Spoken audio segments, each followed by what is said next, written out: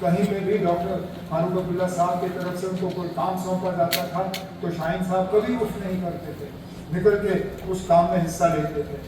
शाहीन साहब का जो एक कॉन्ट्रीब्यूशन रहा है उसको हमें कभी भूलना नहीं चाहिए। आज इनकी बारी है, कल हमारी बारी, कब वो हमें से किसी को नहीं माने, लेकिन इतना तो हम मान के चलते हैं कि इस दुनिया को कभी ना कभी हमने छोड़ के जाना है। ये हाउस होगा, यहाँ पर मेंबर होंगे, हुकूमत होगी, ऑपोजिशन होगा, इसी तरह हमें भी याद किया जाएगा और उम्मीद की जाती है कि हमसे पहले जो इन कुर्सियों पर बैठे थे, जो इन कॉरिडोरों से गुजरे, जिन्होंने जम्मू कश्मीर के लिए कुछ करने की कोशिश की, उनसे हम कुछ सीखें। बातचीत हुई, लंबी बातचीत हुई और इसी पे उनका ज़्यादा फोकस रहा कि किस तरह जो काम अधूरे रह गए हैं उनको हम मुकम्मल करें। दीनानाथ भगत साहब जो हुकूमत में पहले एडमिनिस्ट्रेशन के तौर पर फॉरेस्ट डिपार्टमेंट में थे,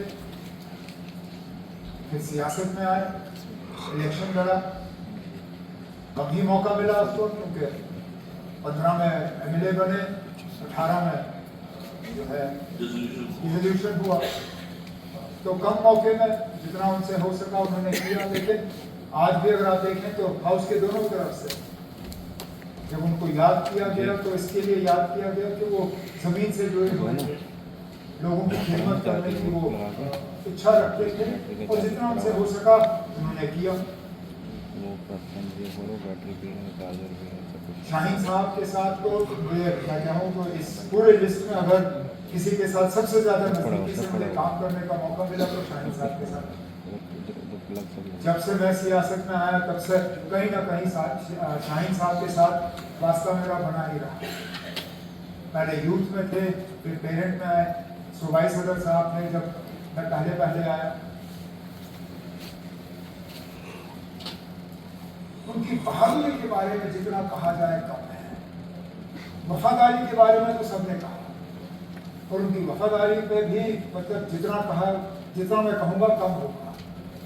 कभी वो जमात से दूर नहीं, लेकिन उस बहुत बड़े हादसे के बाद जिसको शायद गलती से तारिगामी साहब ने एक्सीडेंट करार दिया, एक्सीडेंट नहीं था ना, तो हमला, माइंड ब्लास्ट के जरिए उन्हें वो ऐसा जख्म मिला।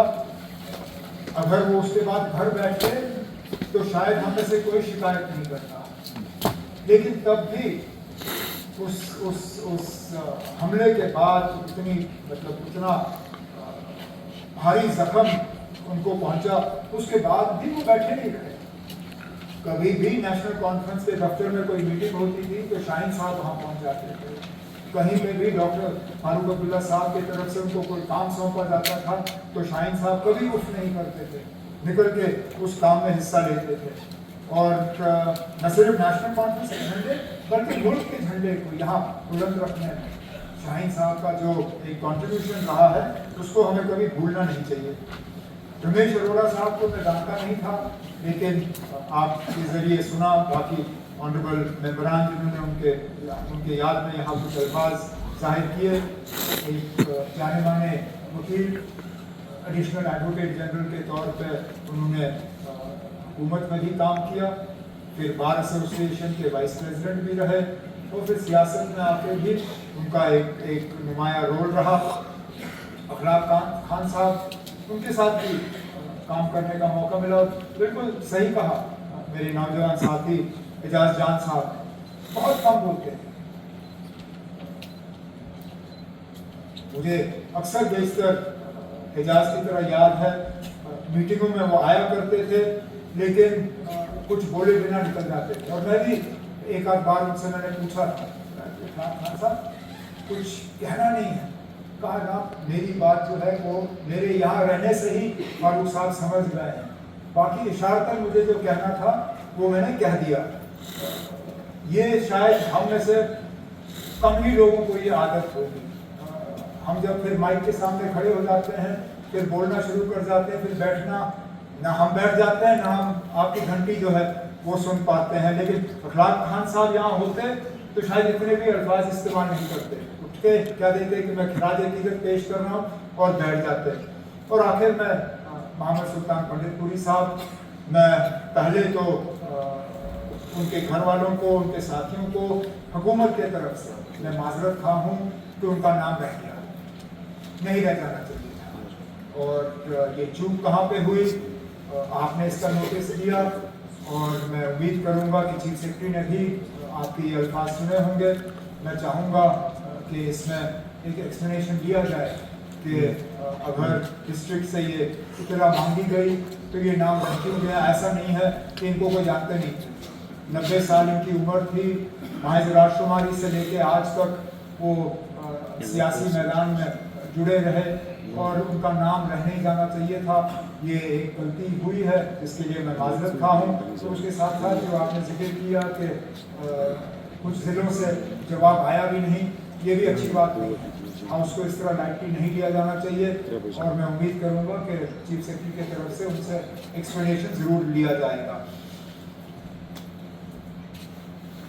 बड़ी बात स्पीकर साहब, लेकिन मैं आज के मौके पर चलिए इसका फायदा लेते हुए एक तजवीज़ हाउस के सामने पेश करूं। क्यों ना हम भी अपने काम करने के तरीके को थोड़ा बदल दें। मैं जब नया नया पार्लियामेंट में गया था तो पार्लियामेंट में भी ओबिचुरी रेफरेंसेस का तरीका यही था।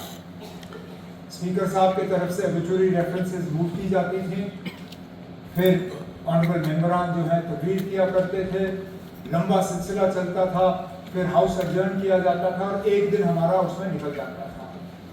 उसके बाद एक किसी को शायद अकल आई या किसी ने सोचा कि ये पार्लियामेंट के वक्त का सही इस्तेमाल नहीं है और तरीका बदला दिया गया है। स्पीकर साहब की तरफ से अब ओबिचुरी रेफरेंस मूव की जाती है, कोई तकरीर नहीं होती। स्पीकर साहब उस वक्त फिर तमाम ऑनरेबल मेंबर से गुजारिश करते हैं कि वो अपने नशस्तों पर खड़े होकर 1 मिनट की खामोशी इख्तियार करें और उसके बाद अगर कोई सिटिंग मेंबर जो लीडर ऑफ द ऑपोजिशन ने हाउस के सामने रखा, मैंने भी अपनी बात दूसरे अल्फाज में उन्हीं ख्यालात से शुरू किया।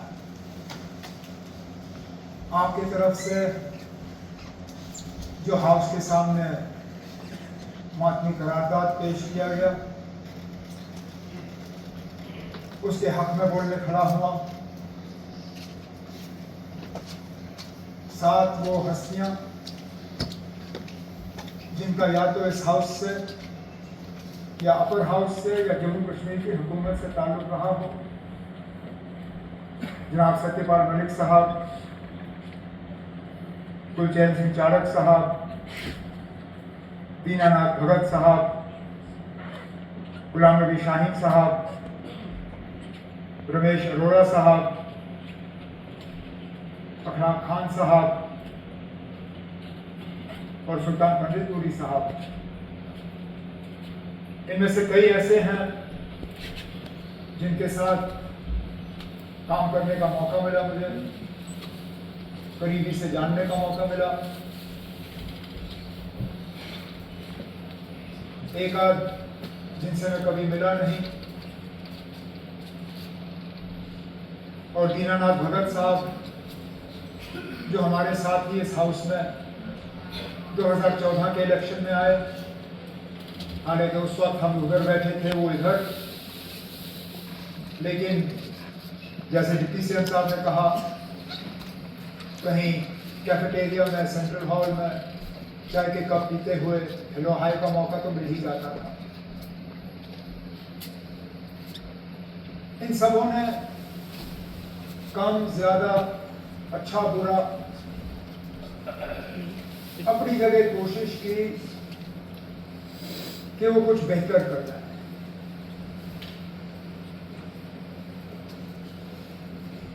हम में से कोई ऊपर वाले की तरफ से भेजा हुआ फरिश्ता नहीं है। जाने अनजाने गलतियां सबसे हो जाती हैं, हमसे भी होती। और इसलिए मैंने कहा आज इनकी बारी है, कल हमारी बारी होगी। कब वो हमें से किसी को नहीं मालूम, लेकिन इतना तो हम मान के चलते हैं कि इस दुनिया को कभी ना कभी हमने छोड़ के जाना है। ये हाउस होगा, यहाँ पर मेंबर होंगे, हुकूमत होगी, ऑपोजिशन होगा, इसी तरह हमें भी याद किया जाएगा। और उम्मीद की जाती है कि हमसे पहले जो इन कुर्सियों पर बैठे थे, जो इन कॉरिडोरों से गुजरे, जिन्होंने जम्मू कश्मीर के लिए कुछ करने की कोशिश की, उनसे हम कुछ सीखें।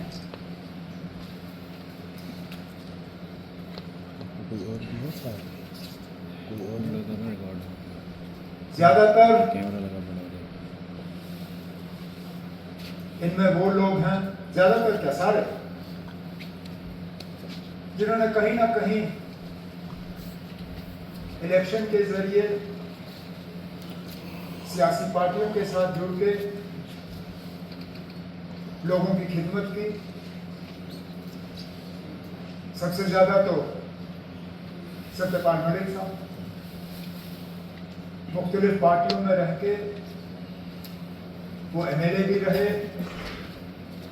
एमपी रहे तो दोनों हाउस में, लोकसभा में भी, राज्यसभा में। उसके बाद अगर गवर्नर बने तो मुख्तलिफ रियासतों में, ऐसा भी नहीं है कि सिर्फ एक रियासत में गवर्नर है। जब आपने लिस्ट पढ़ी तो उसमें कई रियासतों का आपने जिक्र किया जिसमें हमें शायद याद भी नहीं था। मुझे तो याद था कि वो जम्मू कश्मीर में रहे, फिर गोवा गए, फिर नॉर्थ ईस्ट गए।